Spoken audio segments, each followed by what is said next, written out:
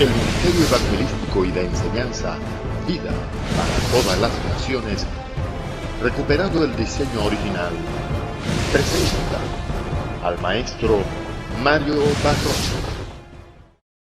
Todos bienvenidos una vez más a este lugar para celebrar nuestro 31º encuentro como Escuela de Formación Ministerial Vida para Todas las Naciones.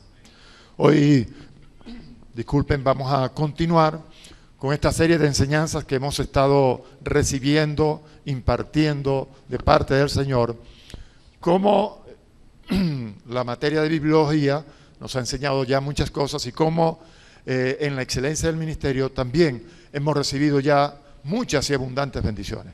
Así que vamos a estar atentos en el nombre del Señor, vamos a disponer nuestros corazones, vamos a recibir la quinta enseñanza de bibliología con nuestra hermana Carmen Briceño de Barroso, para posteriormente, luego de la pausa, recibir o continuar con la cuarta enseñanza de la excelencia en el ministerio. Con nosotros la hermana Carmen Briceño de Barroso. Gloria al nombre del Señor. Santo es tu nombre, Señor. Qué bueno, Señor. Muy bien, hermanos. Para la gloria del Señor, continuemos. Amén. Agradecidos a Dios, ya que una vez más nos permite reunirnos en su nombre para conocer más de las Escrituras, conocer más de su palabra. En estos tiempos, más que nunca, cuánto necesitamos conocer de su palabra para poder seguir adelante con el propósito y el plan que Dios tiene determinado para nuestras vidas. En esta tarde corresponde ya la quinta enseñanza de la materia titulada Bibliología. Hemos venido estudiando las figuras retóricas. En la enseñanza pasada hablamos acerca de lo que es metáfora, hablamos también acerca de lo que es el símil, sinécdoque. Estuvimos también hablando acerca de metonimia, de hipérbole, alegoría. Hasta allí fue la enseñanza anterior. En esta oportunidad seguimos entonces con lo que es fábula y parábola, para así dar conclusión a lo que son las figuras retóricas. En cuanto a la fábula, buscando allí en nuestras Biblias, en el segundo libro de Reyes, capítulo 14, versículo 9, dice de la siguiente manera: el cardillo que está en el Líbano envió a decir al cedro que está en el Líbano: da tu hija por mujer a mi hijo. Acá aparecen hablando estos dos árboles, el cardillo y el cedro, representando a los dos reyes, tanto de Judá como de Israel. En la fábula se presenta un hecho mediante la personificación de animales o cosas. Y eso es lo que acabamos de ver en esta lectura que hemos tenido en el segundo libro de Reyes, capítulo 14, versículo 9. Una personificación. Vemos allí como un árbol le habla a otro árbol. Eso corresponde a fábula. Siguiendo con lo que es parábola, podemos decir que este fue el método favorito usado por el Señor, la parábola.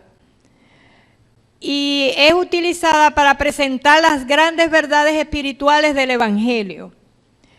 La parábola es la narración de un suceso inventado de la que se saca una enseñanza moral. Para interpretar una parábola debe tenerse presente el objeto o el incidente que la motivó. Este puede ser la clave para entender las parábolas. Entonces siempre tenemos que ver qué originó, qué hecho motivó a que esa parábola fuera enunciada.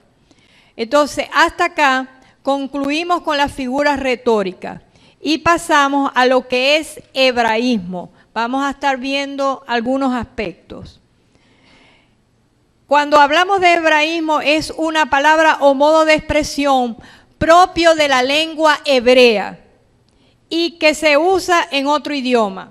Es decir, cuando utilizamos la palabra rabí, la palabra maestro, la palabra amén, rabí y amén, estos son hebraísmos. Veamos algunas características particulares del idioma hebreo.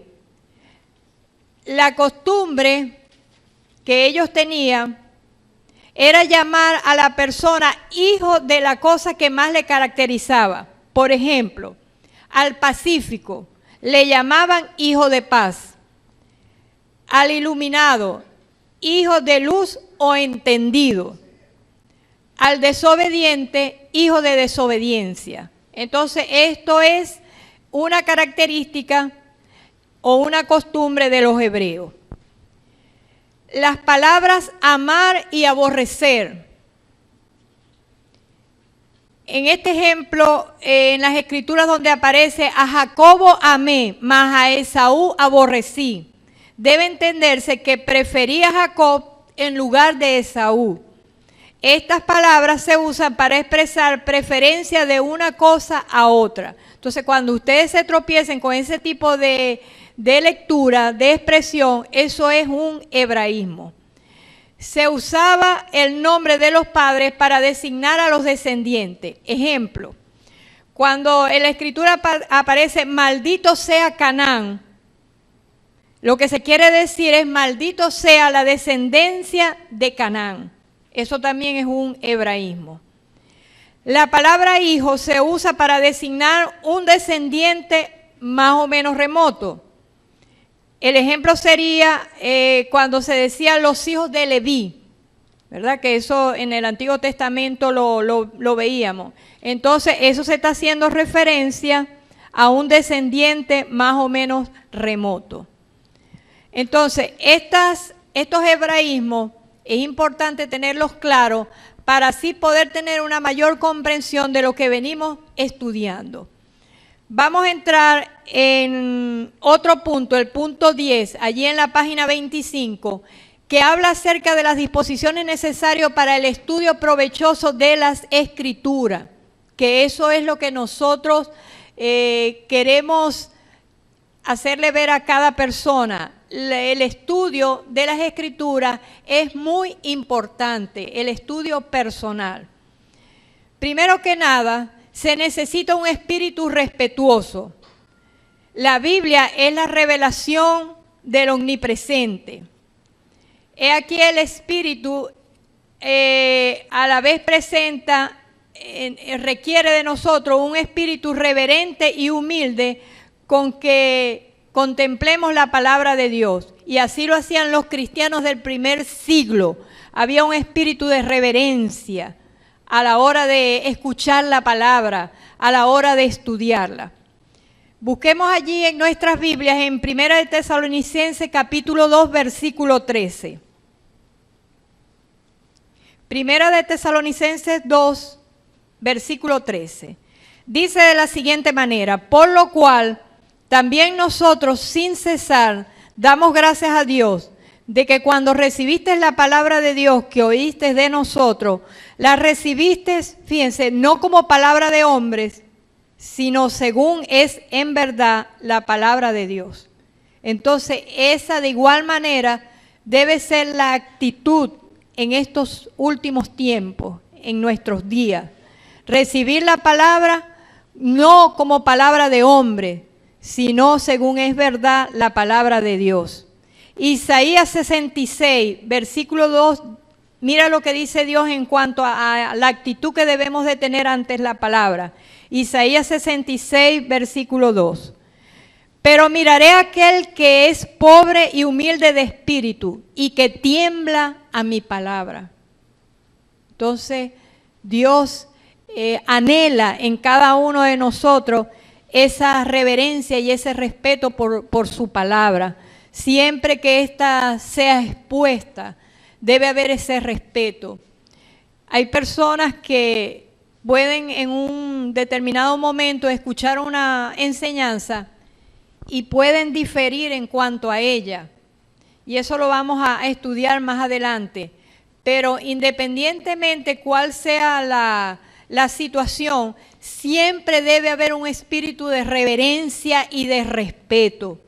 Si hay algo que en el momento no se comprende, no se comparte, con el que no se identifica, lo más propicio es posteriormente en la privacidad de su casa indagar más sobre el tema para así estar más claro al respecto.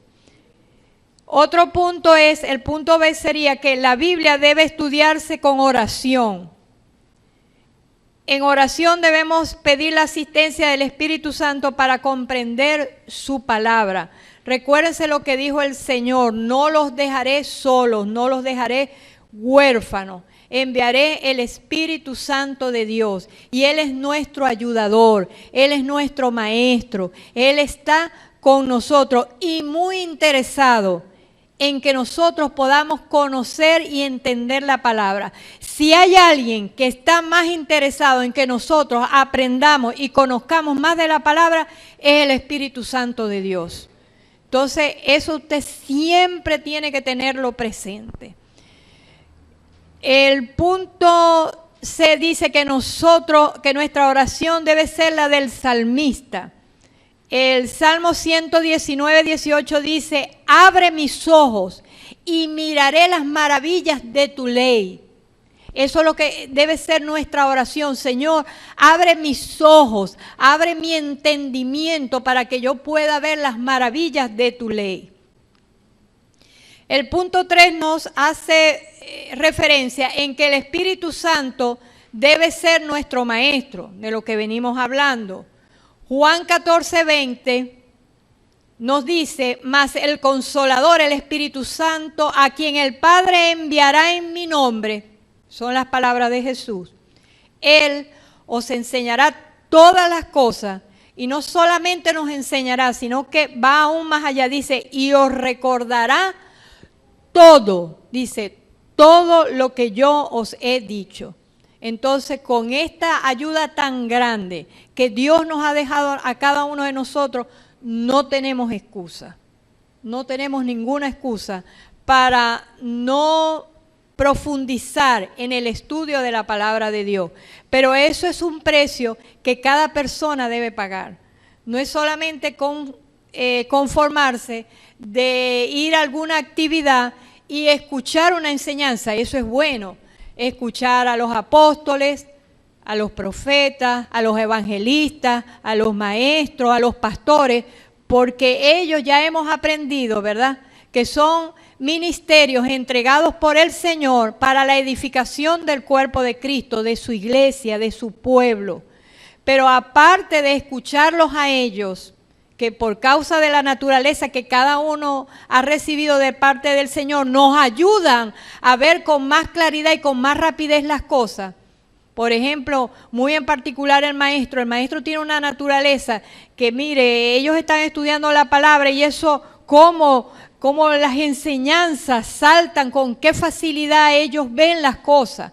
Y cuando un maestro de la palabra se sienta aquí a exponerla, bueno, rápidamente nos ayudan a entender muchas cosas. Pero aparte de recibir esa enseñanza, tú debes, en la privacidad de tu casa, sentarte a estudiar la palabra. Y ya vamos a ver más adelante por qué debemos hacerlo. En pasajes difíciles de interpretar, piden oración sabiduría para obtener la interpretación correcta. Recuerde que la palabra de Dios no es para contender. Lamentablemente hay personas que son muy contenciosas. Por el hecho de no entender un punto ya se ponen así como que a la defensiva y te miran así como que... No, si algo en un determinado momento no es captado, como ya se lo dije hace unos segunditos atrás, bueno, en privacidad, pídalo en oración al Señor. Bueno, yo quiero que tú alumbres mi entendimiento, que me aclares más esto. Y yo creo que el Espíritu de Dios va a estar muy dispuesto y muy diligente en poderlo ayudar. El punto G nos dice, dice que se necesita un espíritu dócil para un estudio de la Biblia provechoso. Recuérdese que Dios resiste a los soberbios y da gracia a los humildes. Usted tiene que ser dócil, porque mire, toda la revelación no la tiene una sola persona. Toda la revelación no la tiene un solo ministerio. Toda la revelación no la tiene una sola congregación. Recuérdese que todos en el mundo entero conformamos el cuerpo de Cristo. Todos.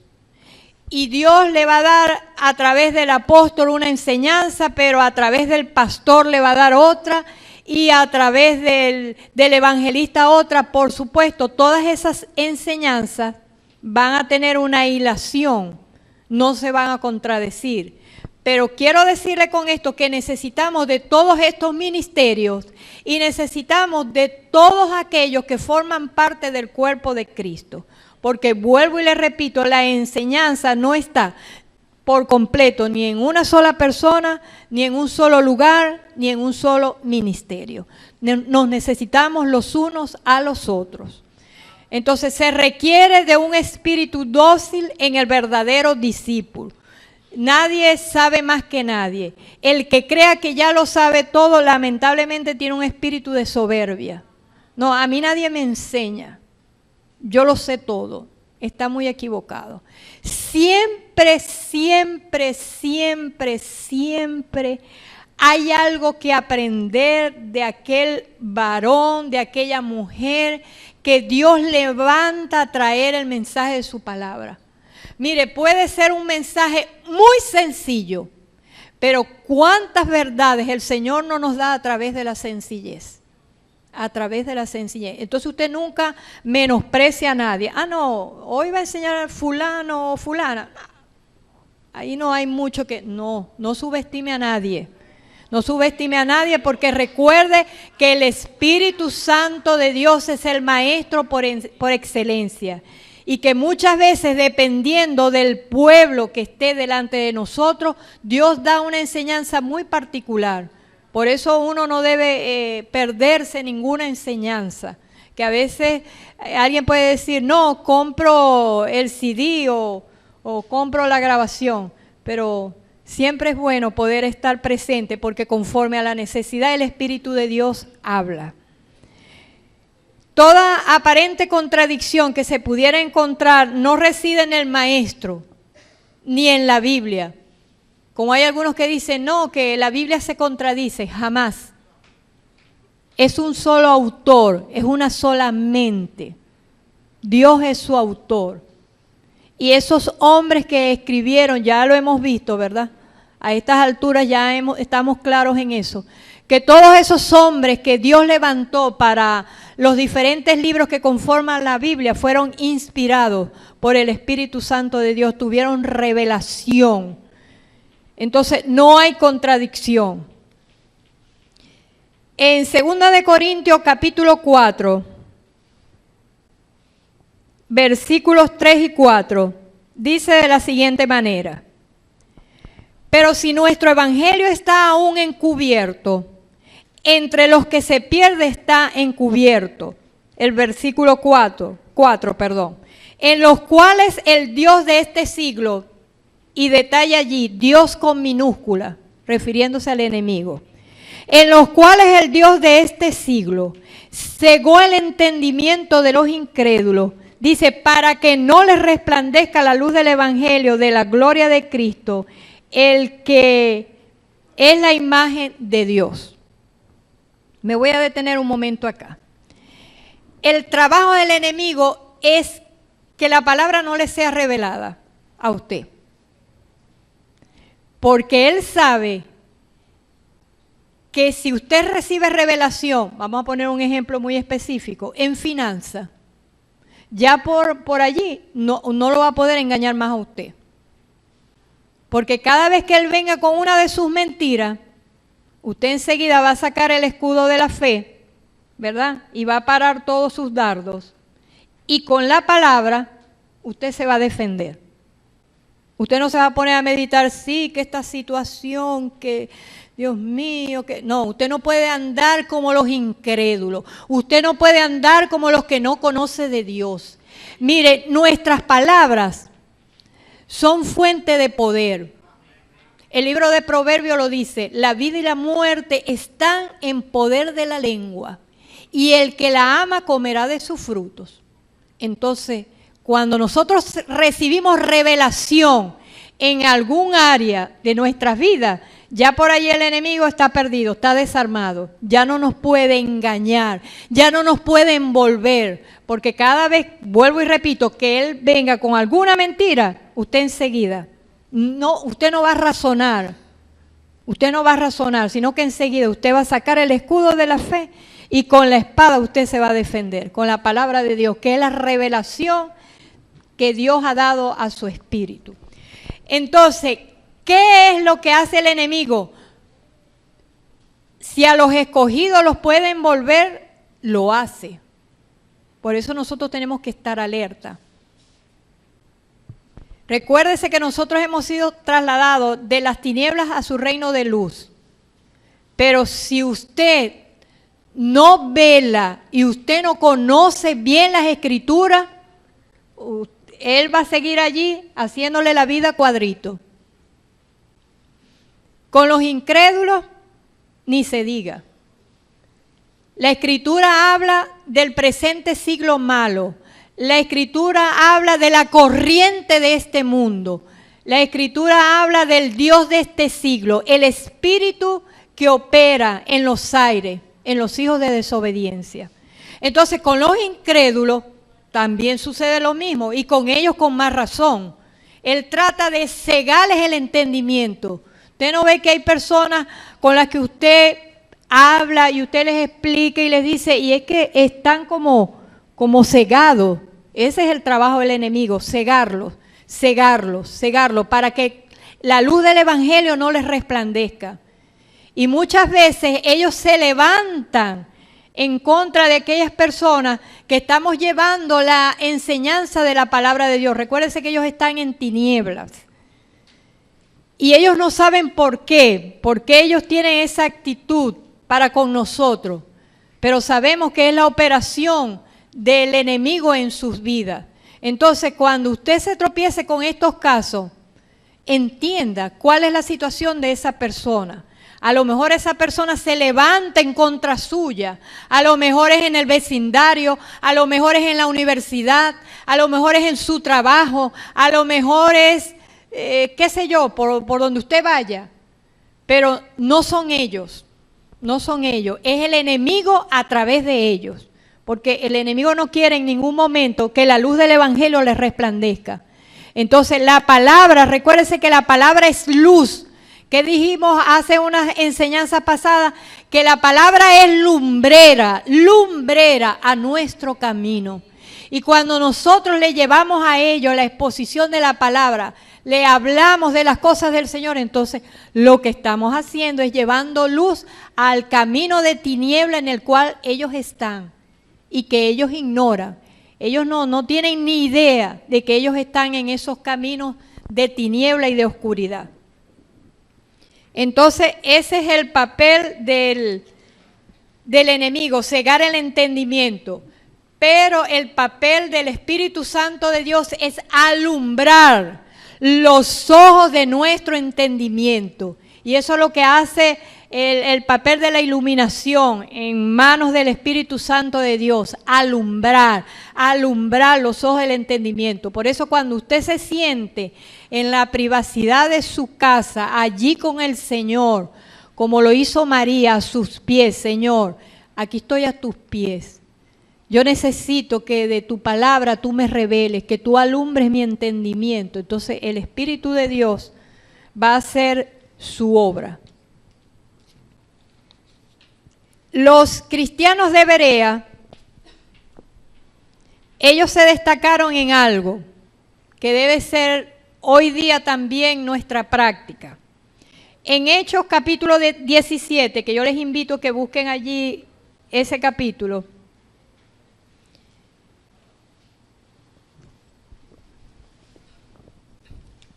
Hechos capítulo 17.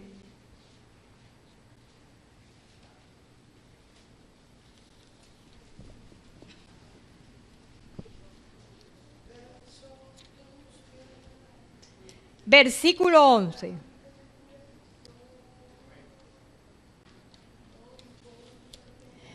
Dice que los cristianos de Berea eran más nobles que los que estaban en Tesalónica, pues recibieron la palabra con toda solicitud, fueron dóciles. Dice, escudriñando cada día las escrituras para ver si esto era así. Entonces, un aspecto muy importante que debe formar parte de la vida de cada persona interesada en conocer más de las escrituras. Debe ser dócil, debe haber un espíritu humilde a la hora de estudiar las escrituras. El Salmo 25:9, Salmo 25:9 dice el Señor que Él encaminará a los humildes por el juicio y enseñará a los mansos su carrera. Entonces Dios más que nadie está interesado en que nosotros conozcamos más de su palabra. El punto D nos dice que es preciso ser amante de la verdad. Necesitamos ser amante, anhelar, desear, conocer más de la verdad. Es necesario para el estudio de las Sagradas Escrituras tener ese corazón, amante de la verdad. En Juan capítulo 3, versículo 19,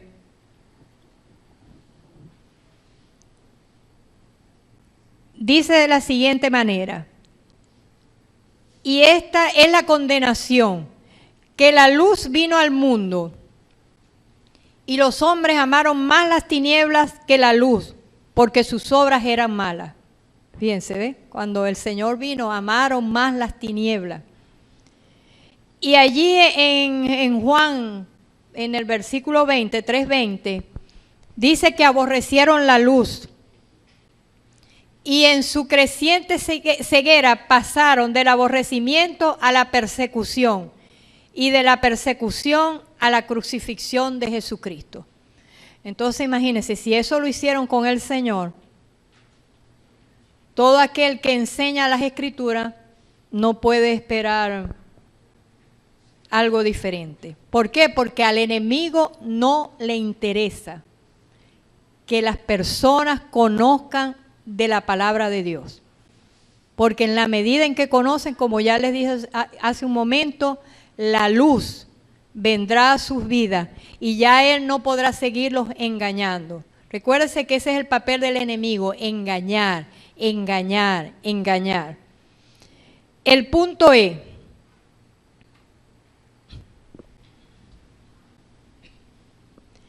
debe ser paciente en el estudio de la palabra y noble, como ya lo leímos en el libro de Hechos con relación a los hermanos de Berea. ¿Qué trabajo hará una persona impaciente e inconstante en cualquier trabajo que emprenda? Tenemos que ser pacientes y tenemos que ser constantes. La paciencia y la constancia es premiada en todos los aspectos de nuestra vida. Porque la impaciencia enaltece la necedad. Y el que no es constante, imagínese hoy empieza, mañana no, 3 días sí, hoy estudio, 3 semanas después vuelvo a estudiar, hoy vengo a la escuela de estudios teológicos, falto tantos días, no. Mire,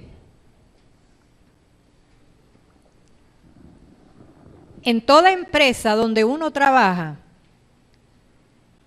si uno falta, y más en estos tiempos, más con la situación que hemos estado viviendo en Venezuela, de una vez te llaman a capítulo, te dan seguimiento Tú puedes poner cualquier excusa, no importa la excusa que tú puedas presentar. Pueden ser muy importantes, pueden tener su grado de valor, pero a la empresa no le conviene eso. Jesús dijo, en los negocios de mi Padre me es necesario estar.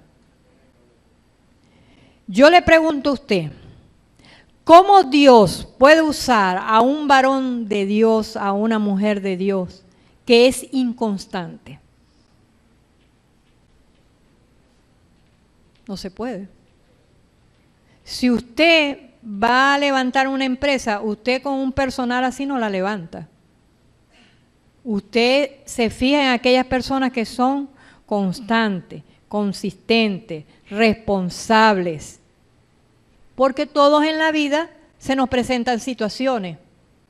Si usted nos pregunta a mi esposo y a mí cuántas cosas tiene que pasar uno para pararse aquí, humanamente en la carne a veces, porque la carne reacciona, pero hay una responsabilidad para con el Señor. Porque usted está aquí primeramente porque usted tiene una responsabilidad con el Señor. Primero que nada. Y usted puede exponer la excusa que usted quiera. Puede ser muy valedera, pero tenemos que ser responsables y constantes. Y más en estos tiempos que estamos viviendo. Muchos son los llamados, porque siempre la invitación está abierta para todos. Pero hay un precio que pagar. Hay un precio que pagar. Entonces, la paciencia y la constancia. En Juan capítulo 5, 39. Estas son palabras de Jesús.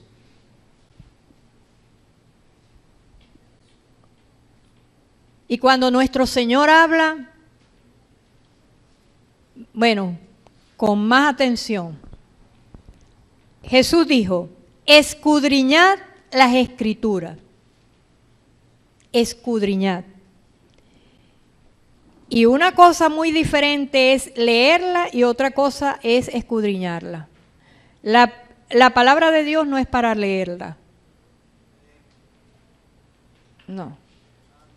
Es para escudriñarla. Y fíjese, este escudriñar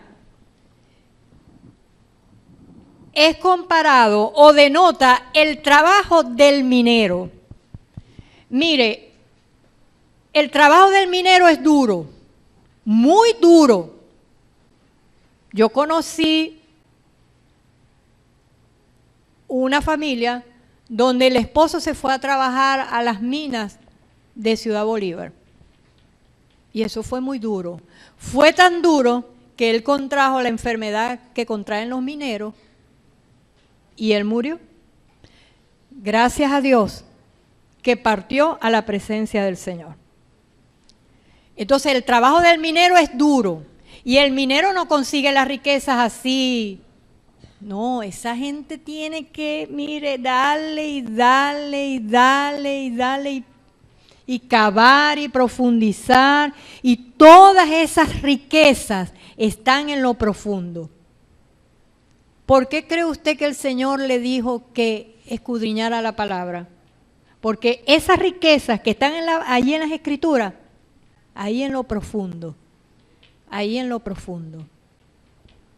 Y en ese escudriñar, y en ese escudriñar, y en ese estudiar, entonces usted va a empezar a ver la revelación, ¿verdad? La iluminación, todas estas cosas. Porque como usted no está solo, entonces el Espíritu Santo de Dios está con usted allí. Y como la palabra es viva, cuando usted no entienda algo, ¿a quién tiene que preguntarle? Al autor. Y el Señor se encargará de revelarle a usted. Y esa es la diferencia entre un cristiano carnal y un espiritual. Ahí está la diferencia. Todos nos podemos reunir en X lugar, podemos ser cristianos, aceptamos a Jesucristo como nuestro Señor y Salvador, pero las cosas no quedan allí. Ya de allí en adelante usted tiene que perseverar y escudriñar las Escrituras para que, vuelvo y le repito, para que el enemigo no lo siga engañando. Porque recuérdese que la Biblia es un testamento. Esto es un testamento. Y así como en el mundo, para usted poder reclamar una propiedad, usted requiere de un testamento. Los abogados están muy claros en eso. Y usted tiene que conocer el testamento.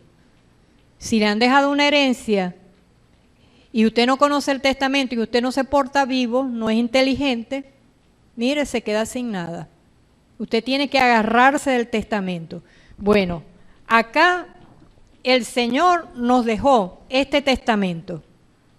Si usted no reclama lo que es suyo, usted se pierde esa bendición. Entonces, ¿cómo va a reclamar lo que usted no sabe que tiene? Porque si de repente en lo físico a usted le dejaron una hacienda, le dejaron 3/5 y le dejaron, qué sé yo, un yate, qué sé yo, y usted no sabe que le dejaron todo eso, el más vivo se lo va a quitar. Entonces, mis hermanos, esto es lo que nosotros hemos podido en estas clases aprender acerca de esta materia titulada Bibliología. Hay muchas cosas que aprender. No, lo que vimos no lo es todo. Hay muchas cosas que aprender. Pero por lo menos se ha traído la enseñanza básica. Y yo creo que lo más importante es eso, despertar en ustedes esa urgencia que hay de cada uno pagar un precio por conocer las Escrituras.